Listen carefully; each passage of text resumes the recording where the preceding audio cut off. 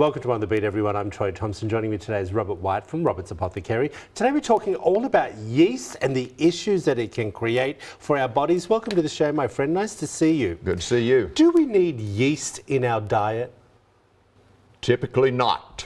What are some of the bad things that it brings?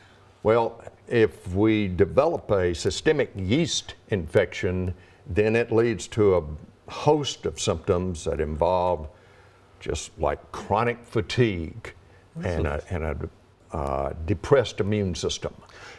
But when you say chronic fatigue and depressed immune system, so when we have a yeast overload, okay, is that what is causing these issues? A yeast overgrowth. Overgrowth is the better term. Where does yeast come from?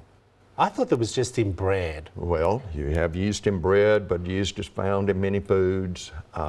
And if we take an antibiotic, for example, it will kill a lot of the good guys as it's killing the pathogenic bacteria that's causing the infection. So when we kill those good guys that are keeping the yeast at bay, then the yeast can flourish or overgrowth occurs. How long before we see those symptoms that we know we've got a yeast infection? Well, ladies can tell you they can see those symptoms within days after starting an antibiotic. Right. That would be for vaginal yeast overgrowth. Those that it's in the bloodstream and all throughout the body, it may take months for those symptoms to show up. Is it something we can get a blood test for? So I just had some blood tests done. Should I say to my doctor, did you check for yeast infections? Well, you can. Do you see what I'm saying? Yes, you can. Okay. When we talk about prescription drugs, okay, because you and I talk about supplements a lot, and a lot of natural supplements. Are they completely different with prescriptions rather than the supplements that you and I talk about from the doctor? Well, we have prescription drugs that will kill the yeast. But don't we need some yeast?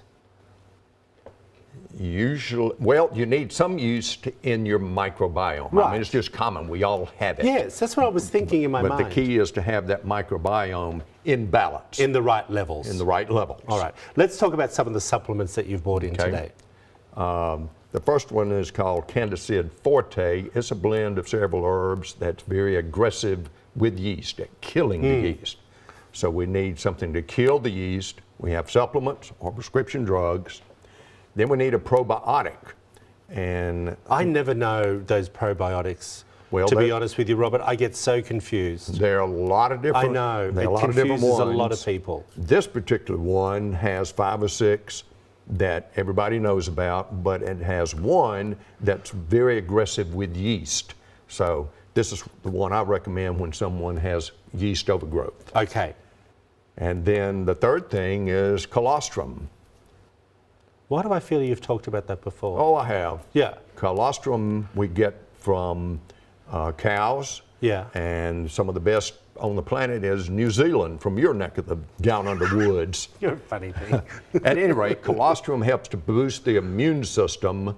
So we got a lot of offense and defense with these 3 products and long-term yeast infections. Okay, is there a yeast protocol? There's a yeast protocol. What is it? I just gave it to you. Oh, remind me again. De-sugar the diet. Right. Alkalinize No, well, you the didn't say diet. that was a protocol. You say these were the things that you shouldn't do. Oh, actually, that is a protocol, I guess. Yeah. Then either the prescription drugs and follow up with the supplements. All right. So, guess what? I've got your protocol. Thank you so much. As always, great information. If you want to find out more information, there it all is up on the screen for you, everyone. Robert White from Robert's Apothecary, and today we've been talking all about yeast. Back after this short break.